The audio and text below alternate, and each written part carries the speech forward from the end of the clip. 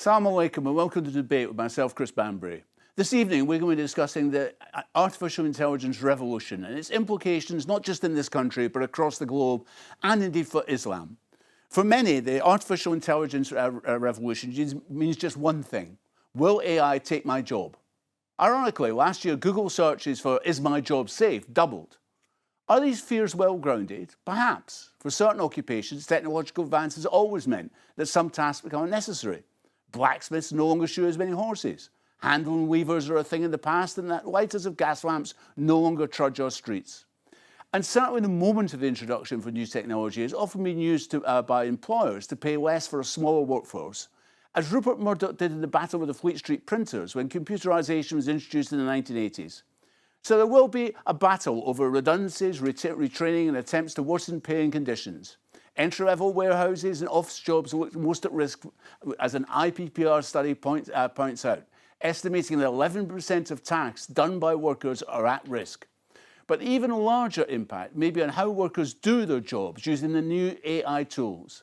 The ability of aggregate and present information on the scale that AI allows is new and tempting for putting pressure and cost-cutting by employers to install. But information technology is only as good as the information it contains. The old tech geek adage, rubbish is rubbish, still holds.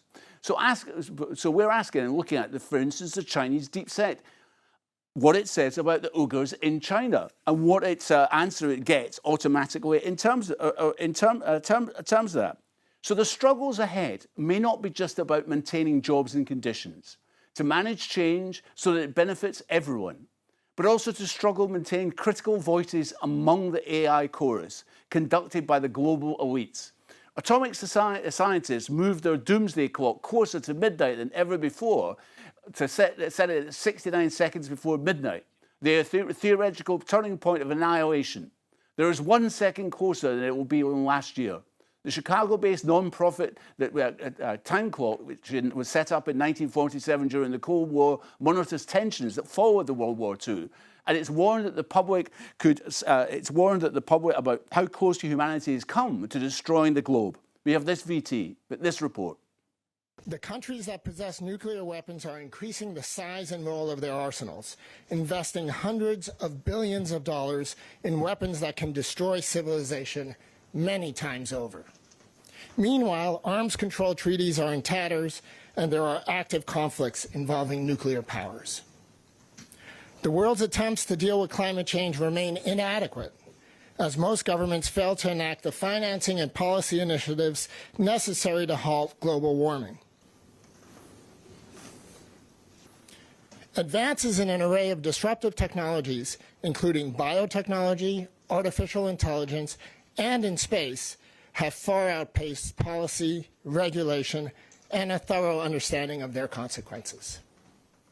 All of these dangers are greatly exacerbated by a potent threat multiplier: the spread of misinformation, disinformation, and conspiracy theories that degrade the communication ecosystem and increasingly blur the line between truth and falsehood.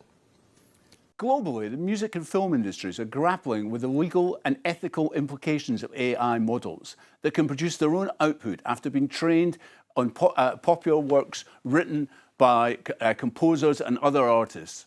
The creation of that, it can be used to rip off those artists. One former Beatle, Paul McCartney, has warned that artificial intelligence can be used to do so, and asked the British government to make sure upcoming copyright revolutions protect creators. Let's watch this report.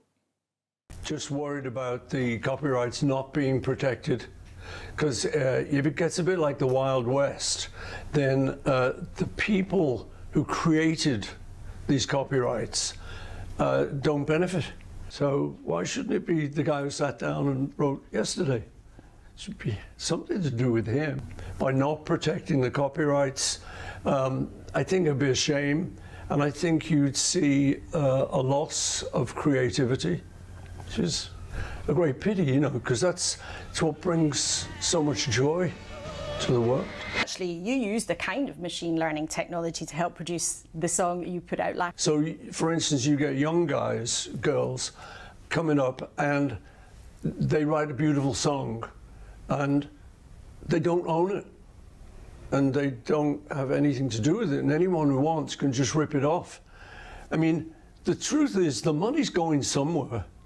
You know, when it gets on the streaming platforms, somebody's getting it, and it should be the person who created it. It shouldn't just be some tech giant somewhere. Make the decision at the moment about how to and whether. So I think you just have to worry about the rip-off. AI is a great thing, but it shouldn't rip creative people off. There's no sense in that. Why would a government want to do that? I don't get it. You certainly enhance the world in many ways for hundreds of millions of people, and it's been an. We're the people. You're the government. You're supposed to protect us. That's your job. So, you know, if you're putting through a bill, make sure you protect the creative thinkers, the creative artists, or you're not going to have them. The gold rush has begun. The British Prime Minister Keir Starmer said he wanted to make the UK an artificial intelligence superpower. The United States President Donald Trump has said that $500 billion will be used to fund artificial intelligence infrastructure. We have this. Our ambition is not just to be an AI superpower, but also make sure that this benefits working people. Now, that, of course, starts with jobs and investment in every part of the country. So I'm really pleased here today to announce that Kyndryl are investing in a new technology hub in Liverpool. Now, that alone will create 1,000 new jobs. And also that Nscale are investing £2 billion, and Vantage Data Centres another £12 billion, making £14 billion of new investment in data centres across the UK, creating another 12,000 jobs. I'm really pleased that very highly successful players within the sector have come out very strongly in support of the plan that we've put on the table in the last day or two. They're not just saying that they like the plan, they're voting with their feet, if you like, and they're setting up their offices in London, in this country. So I'm really pleased about that. We will work with anybody in this sector, by the way, you know, whether it's Elon Musk or anybody else. It is important that I'm very clear that growth is our #1 priority and mission. We've said that throughout, and all of the other work we're doing ladders up to this. So whether it's the work on AI, whether it's the work I was announcing last week on the NHS. We do have in place fiscal rules, which we will absolutely stick to, because they're necessary to provide the stability that we want. Rachel Reeves is doing a fantastic job. She has my full confidence. She has the full confidence of the entire party. Thank you for being here. Hello, everybody. Thank you. Together, these world-leading technology giants are announcing the formation of Stargate. So put that name down in your books, because I think you're going to hear a lot about it in the future. A new American company that will invest $500 billion at least in AI infrastructure in the United States, and very, very quickly, moving very rapidly, creating over 100,000 American jobs almost immediately. Technology, what we want to do is we want to keep it in this country. China is a competitor and others are competitors. We want it to be in this country, and we're making it available. I'm going to help a lot through emergency declarations, because we have an emergency. We have to get this stuff built. So they have to produce a lot of electricity, and we'll make it possible for them to get that production done very easily at their own plants if they want, where they'll build at the plant, the AI plant, they'll build energy generation, and that will be incredible. But it's technology and artificial intelligence, all made in the USA. Beginning immediately, Stargate will be building the physical and virtual infrastructure to power the next generation of advancements in AI, and this will include the construction of colossal data centers, very, very massive structures. AI holds incredible promise for all of us, for every American. We've actually been working with OpenAI for a while and with Masa for a while. The data centers are actually under construction. The first of them are under construction in Texas. Each building's 500,000 square feet. There are 10 buildings currently being built, but that will expand to 20, and other locations beyond the Abilene location, which is our first location. So we are very, very excited to do this. And our partner is, of course, SoftBank, OpenAI, Oracle, and additionally investing partner with MGX. On top of that, we have the technology partner, NVIDIA, and of course, Microsoft has been very, very supportive to Sam and continue to support all our success. This is not just for business. As Larry said, this will help people's life. This will help solving many, many issues, difficult things that otherwise we could not have solved with the power of AI. I think this will be the most important project of this era. And as Masa said, for AGI to get built here, to create hundreds of thousands of jobs, to create a new industry centered here. We wouldn't be able to do this without you, Mr. President, and I'm thrilled that we get to. I think it'll be an exciting project. I think we'll be able to do all of the wonderful things that these guys talked about. But the fact that we get to do this in the United States is, I think, wonderful. So thank you very much. Joining us to discuss this is Sheikh Solomon Kabuka, an Islamic scholar and a regular host of Islam Channel's Islamica. Dr. John Rees, historian, writer, activist, and social commentator. Sultan Chowdhury, OBE, the chairman of OFFA, a UK Islamic fintech, which aims to make property buying for homeowners and landlords who are faith-conscious a seamless process. Javiat Lahar from AI Futurist, who's worked at Microsoft, Amazon, holds an MBA in 2019. Javid warned about the consequences of AI writing in Forbes why AI is a tool and not a replacement for human originality. Javid is now an independent advisor to investment companies and hedge funds. And also in the studio is Sherifat Akantunda Shutu, a data and AI expert and founder of Muslim Women in Consulting. And online from the United States, Mohammed Ahmed is a research scientist at University of Washington's Harborview Medical Center and an affiliate assistant professor of computer science at the University of Washington, Bothell. He's part of the AI and Faith organization that focuses on AI's intersection with faith traditions. Currently, he's working on the technical and ethical issues around the issue of AI surrogates in the end-of-life decision-making. If I could start with you. What does this mean for Islam? Because the caricature of Islam is it's anti-scientific. You know, Islam missed out on all the great Western discoveries. It's bunkum, but what does this actually mean for Islam? Yeah, as long as we continue defining science as the way we need to live our life in a way that serves the purpose for which we're here, then Islam is at the heart of science. And of course, every single Islamic teachings actually takes into consideration to make sure that mankind lives in a very harmonious, kind of environment.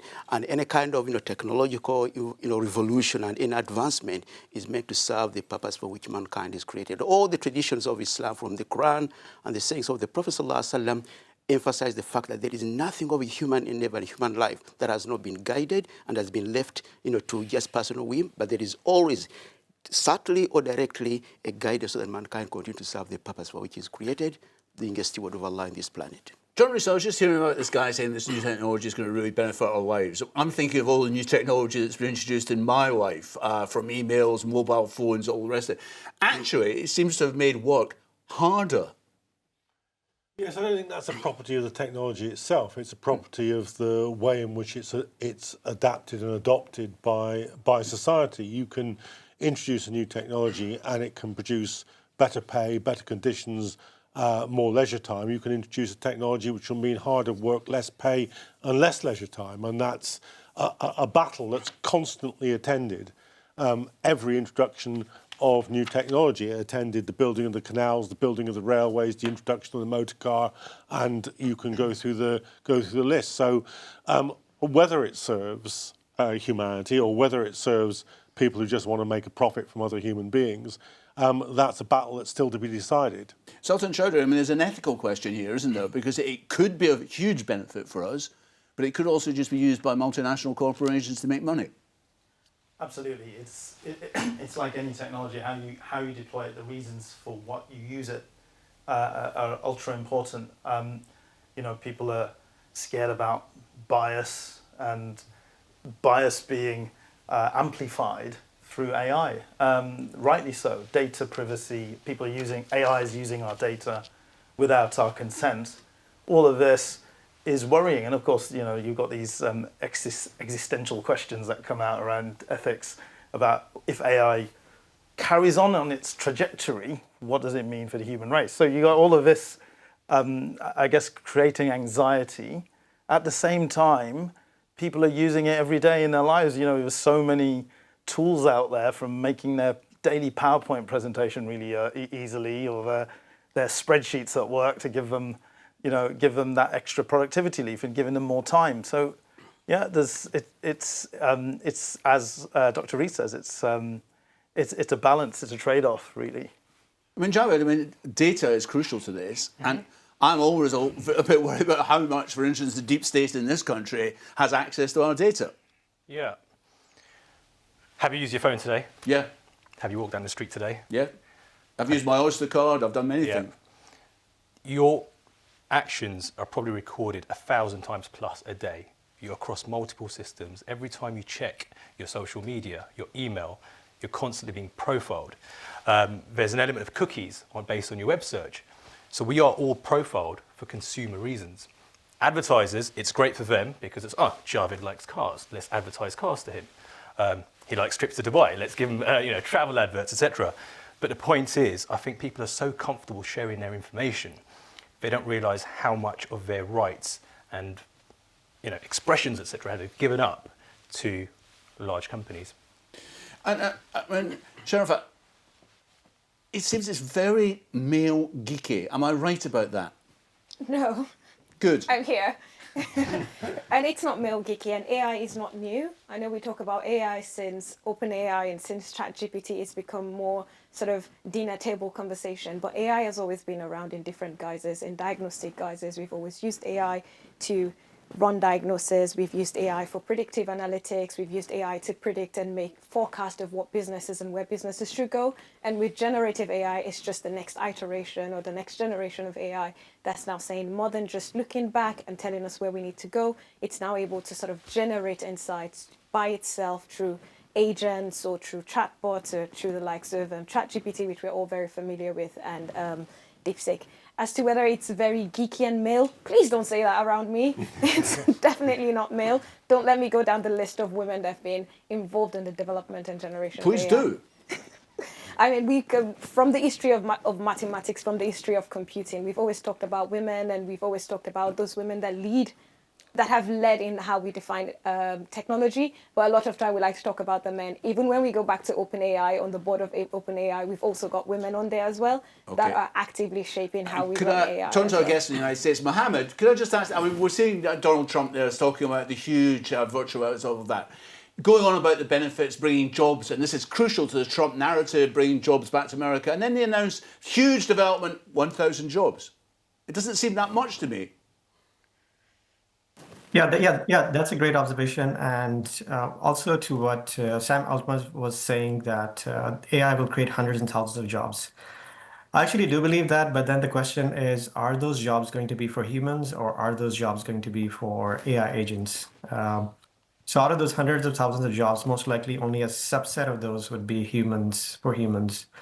And so earlier you talked about the jobs, like let's say, people who are working on the looms or blacksmiths. They're still around, but they're a very minute quantity as compared to, let's say, 100 years ago. And what's the difference between the current industrial revolution brought about by AI and previous industrial revolutions is that it's cognitive in nature, that we are offloading part of what we process in our brains to the machines. So and a lot of researchers are thinking that we'll create not jobs, but we'll create additional jobs, but they won't be enough with respect to the jobs which will cease to exist. And that's not a particularly appetizing prospect, is it? Well, no, definitely it's not. But it depends on how you're going to look at it. I think what underlies and underpins all this from the Islamic perspective is that we always have to be mindful of the purpose and the most important objectives for which, that guides mankind to ensure that lives in harmony. The protection of his constant awareness of the relation, the vertical relation with his creator, but also the horizontal with the environment that he lives with. So any development should make sure that mankind remains in the lane that is intended to be in terms of, make sure that the livelihood is okay, the continuity of humanity is okay, the property is protected, and there is no element of manipulation. That's where the bottom line. Islam is not, religion is not against advancement in technology because they live in a symbiotic manner. Man is to advance. We see how far we've come from, traveling on camels and then early, 1930s cars. And we haven't seen the end of technology advancement. But as long as it doesn't infringe on those objectives that are intended to make sure that mankind live the purpose of being the steward of this world. We'll come back to that because Islam has a proud tradition in terms of science, a very interesting tradition. But we're going to take a short break now. Please join us again after that break for a continued discussion of the AI revolution.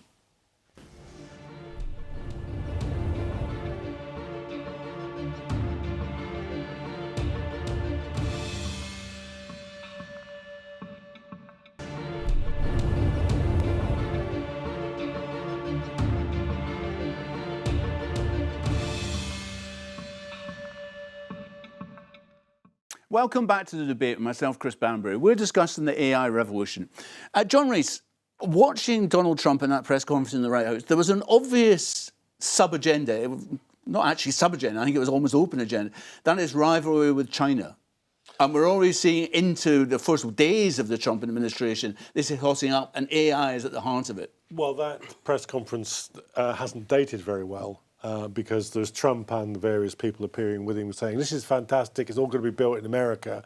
And then within hours, virtually, there's been billions of pounds knocked off American tech developers. In fact, the very tech developers who are at the heart of the AI industry in the United States, because actually what happened is that tariffs imposed by, or export controls imposed by the Trump administration in the first iteration, continued by Biden, which refused to allow the export of the most highly developed chips to China, has forced innovators in China to do the same for less, with less sophisticated chips, and has blown that world apart. So it's an illustration of where the danger lies. The danger doesn't lie in technology itself. It lies in being introduced into a fiercely competitive and warlike system, which will turn it from something which can benefit humanity into a possible threat to humanity. But it's also, there must be countries, people in Indonesia, Malaysia, in other countries, Bangladesh, thinking this is also an opportunity for us potentially, is it not? Well, we've seen how technology allows some leapfrogging. So where we've got mobile commerce and things like M-Pesa, in Kenya, and then it's been replicated across the developing countries where people have just jumped, the old desktop kind of genre. I think AI will probably enable quite a lot of unique innovations that we haven't seen yet, because it's just how do you predict the deployment of AI to make lives better? You've got to see a lot of things emerging in these kind of developer countries, so like India, Bangladesh, Pakistan. We've seen a lot of that in Indonesia. So it'd be interesting to see. It's hard for me to predict. And Javed, the point here is it's not the technology itself, but it's who controls it. And that is a worry. If it is just, once again, American corporate interests, that's got implications for the Islamic world, actually. Yeah, absolutely. The companies that control the data essentially can guide a lot of stuff, whether it's politics, thought processes, influence. And I think that's the sort of next step is, how is that fair across developing countries? How does every country face a fair chance in this sort of world of equality, as we call it? I think it's a space to watch. An additional point is, it's who owns the super chips. Yeah. So when the next set of AI steps in, where it talks about sentient AI, etc., controversial subject, but who owns those chips? Where are they? across the world, that's where the power will be. And Sheriff, I mean, the chips are an issue because the Americans did put those sanctions on China. It's interesting that it wasn't America that was building the chips. It was South Korea and Taiwan, I believe, which is why they are. Yep. And now America wants to come in and step in. That's a potential Cold War, isn't it? I think that there's two sides to it. We can try to see it as the war, but we can try to see the positive side of the competition, because we've now seen what's happened with China going ahead to build their own chips, faster chips, slightly more advanced chips, and they've also been able to produce it at lower cost. And there is that opportunity now for different countries to get into the play. Yes, America wants to play that superpower role, but there is a need for competition to also ensure that balance. Because as Javed said, we don't want to have, it's important to know who's got controls of that chip. And whoever has the control of the chip and has got the control of the data and has also got the control of the models that are used to train the AI is then going to control the world. And we don't want a monopoly of that. And if it is the equivalent of Elon Musk, that is something to worry about, because he's not going to be concerned about the ethics. He's not going to be concerned about people's beliefs, value systems, and so on. Oh, they're just making a quick profit, basically. Well, it depends. I mean, I've heard him watch some of his. He is also concerned about the uncontrolled expansion of the AI needs to be controlled. But I think where it is going to exist barely and primarily on the base for commercial purpose, this is where the worry is. And from religious perspective, I think the morality of every innovation is very important. If it is going to be, and that's why when you look at the different guidance of Islam, they are all based on the purpose of equality, making sure that while you can never ever expect a world where there's a parity of esteem in every society, but I think fairness and justice is meant to be maintained. So the worry is if the focus is going to be based on commercial purpose, irrespective of who is going to be affected, that's where the worry is. And that's why the element of what is permissible and what permissibility in Islam is based on how far it goes to serve the person, so that there is no unjust manipulation, but everyone, there can be variation in terms of how the livelihood, but at the same time there shouldn't be any element of manipulation. So this is something that I think the state have to step in. Whether they're going to take the regulatory role, whether it's going to take another international organization, who knows? But I think it's going to be essential in that respect. I mean, Mohammed Ahmed, Donald Trump is a businessman. He's concerned with making a quick profit. The people in that press conference were. Are you worried about that in terms of Islam? So I guess I would say there are multiple aspects of it. So there is a recognition in the wider research community that AI has this potential of being biased, of AI being misused. Like there have already been cases where, let's say, minorities like African Americans were wrongfully misidentified by AI systems, and then they were taken in by the police, and then they had to spend some time in the jail. So this is something which has already happened, or let's say an AI system which is responsible for determining, let's say, who gets people from disabilities, if they get benefits or not, and AI systems have cut benefits and which were retroactively fixed when humans looked into it. So there have been issues like this, and the community is working towards that. So from the Islamic perspective, I would say, so the Islamic, especially the Islamic jurisprudence tradition, it's rich so there's literally centuries of discussion around ethical and moral issues, and this is something that can be used as a precedent. So, for example, driverless cars, there are issues around who to save in case of an accident, who not to save. And there have been debates and even insights from Islamic tradition. So, for example, Imam Ghazali actually talked about similar scenarios. So I think there is room for the Islamic tradition to inform some of these discussions. I mean, John Rees, I would be worried about profiling. I mean, we've come through a Palestinian process where you saw that being used. We've seen the prevent strategy that's been used. I mean, that it's become so common, and it's got deep implications for our audience, actually.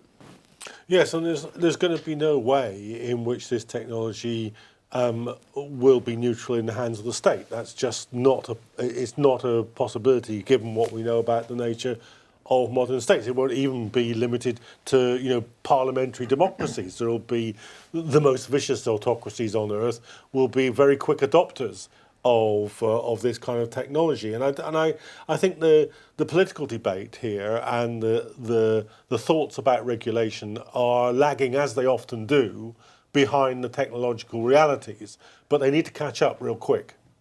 I mean, that's an interesting question. I mean, what debates are there being? Is there enough debates on the ethics, on the ideas behind this? Well, I'm coming from business, and frankly, the answer is no, because when we look at AI, and I look at it from my credit engine when I'm giving finance, I'm using it to try, first of all, create a rich data set, and then to give me productivity. I give the customer a good proposition. They get an answer there and then, within seconds. However, who gets excluded? What false positives and false negatives are there in that decision making? And I think that's where I think as responsible businesses, Islamic finance businesses, we have to use it for assistance as opposed to the final arbiter in decision making. So there's a human touch as far as possible at this stage, in any case. I mean, Joe, I saw you nodding with that. You were agreeing. Yeah. I think there's more considerations behind it as well. If we think of social media platforms, how much information they manage, back to the profiling bit, you mentioned the Palestinian bit, it's what can we say, what can't we say? Your example is specific to finance, but mine's sort of, if you take an eagle eye view across the board and say, well, what can these group of people say and what can another group say? Who can actually have freedom of expression, who cannot? Where does that decision lie? And I think that's one of the most important questions. I mean, I'm thinking about exclusion and something else. I mean, I know from my experience as a school governor, I mean, there are many families who don't have access to the current new technologies. There are many people who don't have access to the poverty, austerity measures in this country and so on and so forth.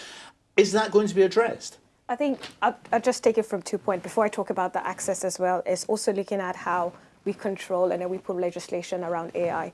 We already see things like the EU AI Act that's looking at how we classify from a responsibility of people designing and building AI solutions, how we classify AI use, and then we're able to assess and sort of mitigate the risk that might be posed by the AI. But there is also a responsibility that we tend to forget, which is a responsibility of users as well, because there is responsible development of AI and there's responsible usage of AI, because we talked earlier about things like generative AI, where it is actually taking and learning from us. And what that means is that bias that we already have that is reflective in the data that's captured from us is now sort of, that bias is becoming more obvious and significantly pronounced in how the AI models are learning. So I think that's an angle that we need to be careful of and be aware of, the implications of what we feed AI as well in how we interact with AI. And then on the second bit of access, what's interesting is we've seen cases where some of those developing countries have actually been able to leapfrog, as he said, into accessing and using AI. And in some cases have even left some developed countries behind in usage. So I think there is that balance to be held as well, where we're not too quick to make the assumption that developing countries do not have access, but how do we make the access that they have also safe? Because in some of those developing countries, we've seen cases where children and teenagers have misused AI to create scandals and create scandals basically around their classmates that have had significant impact on personal lives of young adults as well. So there is access and there's also educating about responsible usage. I mean, Mohammed in Washington, I mean, strangely, America has got tougher laws than Britain on controlling this stuff, about how data is used. And actually, the CIA have often had to use GCHQ to do things that should be illegal in the States. Is there any discussion in the United States about what legislation is necessary here? Yes. So in general, when we talk about AI guidelines and discussions around that, the European Union, in fact, has been far ahead of the US government in this regard. And for a lot of things, the US government has followed the European Union's lead. That said, it's very challenging to regulate something like AI because just the pace of technological development. So when there's new legislation or set of guidelines, by the time they're implemented, a new breakthrough comes into play, and those are partially obsolete. So just regulating that just requires people who have with vast technical knowledge as well as people who are, let's say, background in law and ethics. And one challenge that, let's say, historically, the regulating bodies in the U.S. have had is that, let's say, if you're a young grad from, let's say, a top university in the U.S., what incentive do you have to work for, let's say, a regulatory body in the U.S. government when Silicon Valley can just offer you, let's say, hundreds of thousands of dollars right after you, let's graduate? So that has been a challenge. Okay, we've got 5 minutes left. I'm going to ask each one of you 1 minute answer. What are your hopes and fears for AI? I think it's subject, to deliver so many good things that come in, as long as it's kept within the remit that it serves that purpose. Your fears and hopes? Well, I hope that the challenge that a new technological revolution poses will alert people to the fact that it's actually a requirement of human beings to act collectively and control their environment, including technological innovation, so that it does work for the majority and not for a tiny minority. Your fears and hopes? Speaking very specifically around my sector, finance, I think it's got the potential to democratize and make accessible finance, pensions advice, really allow people to create wealth in a much easier way. But the risks of this bias amplification and job displacement, we're going to have to manage it as responsible managers and leaders. Javed, your pluses and negatives? My pluses, I'll take healthcare as a focus. Disease cures, cancer cures, etc. I think there's a massive focus there, and I think that can really help humanity. In terms of my fears, it's job displacement, it's civil unrest, it's the haves and have-nots, and that gap widening daily, and also the skills gap in terms of what are kids studying, why are they studying it if we know it's going to be outdated when they finish uni. Sharifat, your pluses and negatives? For me, I think there is a massive opportunity for us to reinvent our industries, for us to reinvent businesses with AI. And my main concern or reservation is how we look at how it changes the workforce, how we upskill the workers to also stay ahead, and how we make sure that when we have job displacements, that there is replacement of job with upskilling people to adopt this new technology. And Mohammed in Washington, your fears and your hopes for this AI revolution?